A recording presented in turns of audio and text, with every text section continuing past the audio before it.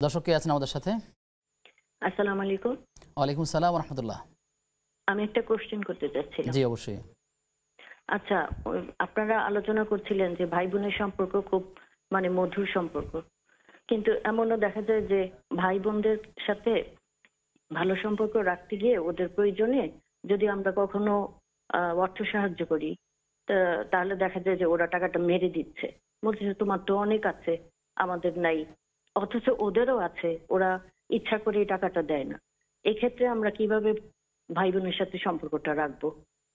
এবং তারা অনেক সময় আমাদের ক্ষতি করে, বিশেষ করে আমার আমার সন্তানদের ক্ষতি করার চেষ্টা করে। সেক্ষেত্রে কিভাবে আমার আপন ভাই বোনদের সাথে আমি সম্পর্ক রাখবো? এখানে একটা উল্লেখ্য যে আমার বড় ভাই একবার আমার কাছ থেকে টাকা নিয়ে গেছিল।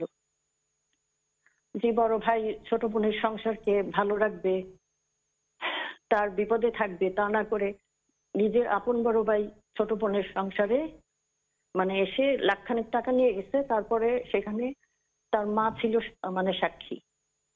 তো মা তারপরে ৫ বছর বেঁচে ছিল, সে টাকাটা দেয় নাই। এবং পরে মা মারা যাওয়ার পরে সে বলে যে সাক্ষী নাই, এখন আর টাকা দিব না। এখানে আমার প্রশ্ন, সেই বড় ভাইয়ের সাথে কিভাবে আমি মধুর সম্পর্ক রাখবো, যে বড় ভাই ছোট বোনের ক্ষতি করে? জি, আমরা থ্যাংক প্রশ্ন ইউ। পেয়েছি, সরাসরি উত্তর নিচ্ছি। যে দেখুন, প্রত্যেকেই তার তার দিক থেকে অবস্থাটা ঠিক রাখবে। আত্মীয়তা সম্পর্ক সাংঘাতিক জরুরি জিনিস। এটা কোনো কারণে এটাকে ছিন্ন করার কোনো উপায় নেই। লা ইয়াদখুলুল জান্নাতা কাতায়। আত্মীয়তা সম্পর্ক যে ছিন্ন করবে সে জান্নাতে যাবে না। আরেকটা হাদিস শোনাচ্ছি, আল্লাহ যখন সব কিছু সৃষ্টি শেষ করলেন তখন কামাতুর রাহিম, আত্মীয়তা সম্পর্কটা আল্লাহ তাকে একটা স্ট্রাকচার দিয়ে দিলেন। সে দাঁড়ালো ফাআখাযা বিহাক্ওয়াইর রহমান। তখন আল্লাহ সুবহানাহু ওয়া তাআলার কোমরের মধ্যে, আল্লাহই ভালো জানেন এটার বাস্তবতা কি, সেখানে ধরলো। আল্লাহ বললেন, মাহ থামো, কি হয়েছে তোমার? তখন সে বলল যে আমি আপনার কাছে অভিযোগ দায়ের করতে এসেছি যে আত্মীয়তার সম্পর্ক ছিন্ন করে। তখন আল্লাহ তাকে বললেন, আলা ইয়াকফিকা আন আসিলা মান ওয়াসালাক, যে তোমার সম্পর্ক বজায় রাখে আমি আল্লাহ তার সাথে সম্পর্ক বজিয়ে রাখবো, আর যে তোমার সম্পর্ক ছিন্ন করে আমি আল্লাহ তার সাথে সম্পর্ক ছিন্ন করব। এটা কি তোমার জন্য যথেষ্ট নয়? তখন আত্মীয়তা সম্পর্ক বলে যে হ্যাঁ যথেষ্ট। আল্লাহ বললেন, এইটাই তোমার সাথে ওয়াদা থাকলো। অতএব যেই ভাই খারাপ করেছে, যার যার খারাপটা তার তার, যদি এরকম হয় যে তার সাথে আমার বোনের যে অভিযোগটা ছিল সে যে ভাইয়ের সাথে ভাইয়ের আরো কেয়ার করার কথা, খোঁজ খবর নেওয়ার কথা, সেটা বিপরীত হয়েছে। আমি সেটা বলছি। ধরুন এইখানে ভাই বাড়াবাড়ি করে ফেলেছে, হ্যাঁ ভুল করে ফেলেছে, তো সেই জন্য তার সাথে সম্পর্ক ছিন্ন নয়, তার সাথে মাঝে মধ্যে কথা বলা, তাকে ওয়ার্নিং দেওয়া, তাকে করে দেওয়া, এটা ভাই সীমা ছাড়িয়ে গিয়েছে, খারাপ করেছে, তার খারাপটা তার উপর পড়তে হবে। কিন্তু বোন হিসাবে সেই জন্য তার সাথে সম্পর্ক ছিন্ন করবে না, কখন তার থেকে দূরে থাকবে যদি দেখা যায় যে না তার ভাই বোন এখানে মিললে এখানে তাদের প্রচণ্ড ক্ষতি হচ্ছে, ধর্মীয় দিক থেকে খুব ব্যাঘাত ঘটছে, এরকম যদি হয় যে না এই বোন তাকে দিন থেকে সরিয়ে নিচ্ছে, ভাই তাকে দিন থেকে সরিয়ে নিচ্ছে, তাহলে সেই ক্ষেত্রে সে তার থেকে সে দূরে থাকবে। নিছক বৈষয়িক কারণে এরকম করবেন। আল্লাহ কোরআনে বলছেন, ইদফা বিল্লাতি হিয়া আহসান, তুমি উত্তম পন্থায় সামনে এগিয়ে যাবে, তাহলে এমন হবে যে আল্লাহ সুবহানাহু ওয়া তাআলার মাধ্যমে তোমার জন্য কল্যাণের ফয়সালা করবেন। যেই চিত্রটা বোনটি তুলে ধরেছেন, যে মহিলাটি, আমরা দারুণ কষ্ট পেয়েছি এরকম একটা সিচুয়েশন শুনে।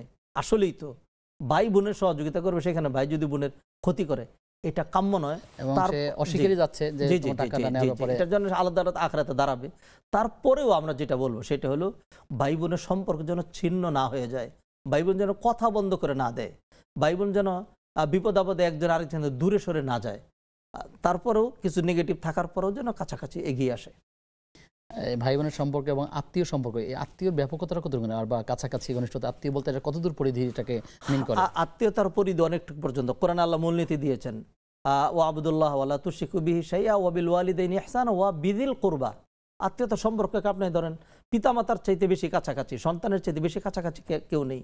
এরপরে স্বামী স্ত্রীর সম্পর্ক, তারপরে দাদা দাদি, তারপরে নানা নানি, তারপরে চাচা চাচি, তারপর মামা খালা। আমি যে ধারাবাহিকতা বলছি হুবহু ধারাবাহিকতায় নয়।